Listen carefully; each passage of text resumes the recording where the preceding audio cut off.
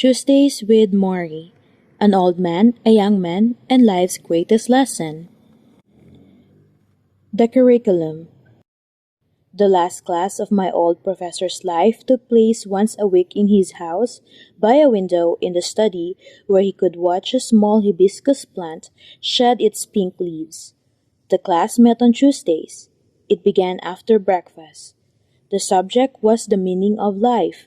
It was taught from experience. No grades were given, but there were oral exams each week. You were expected to respond to questions, and you were expected to pose questions of your own.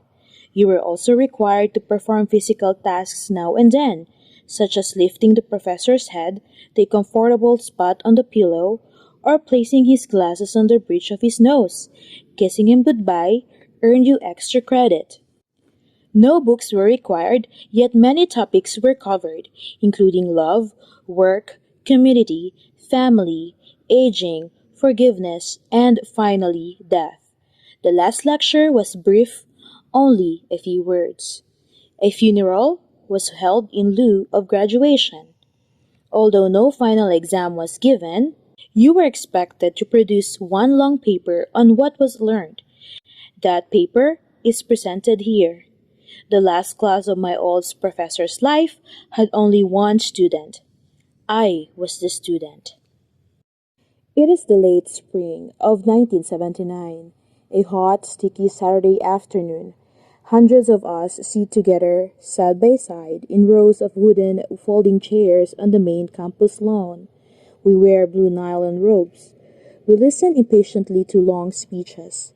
When the ceremony is over, we throw our cups in the air and we are officially graduated from college, the senior class of Brandeis University in the city of Oldham, Massachusetts.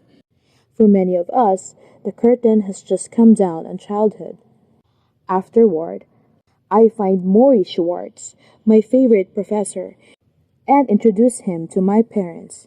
He is a small man who takes small steps, as if a strong wind could at any time whisk him up into the clouds. In his graduation day robe, he looks like a cross between a biblical prophet and a Christmas elf.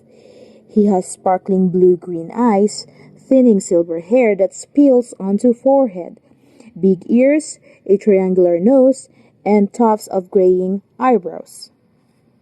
Although his teeth are crooked, and his lower ones are slanted back, as if someone had once punched them in, when he smiles, it's as if you just told him the first joke on earth. He tells my parents how I took every class he taught. He tells them, "You have a special boy here." Embarrassed, I look at my feet. Before we leave, I hand my professor a present, a tan briefcase with his initials on the front. I bought this the day before at the shopping mall. I didn't want to forget him. Maybe I didn't want him to forget me. "Mitch, you are one of the good ones," he says, admiring the briefcase. Then he hugs me. I feel his thin arms around my back.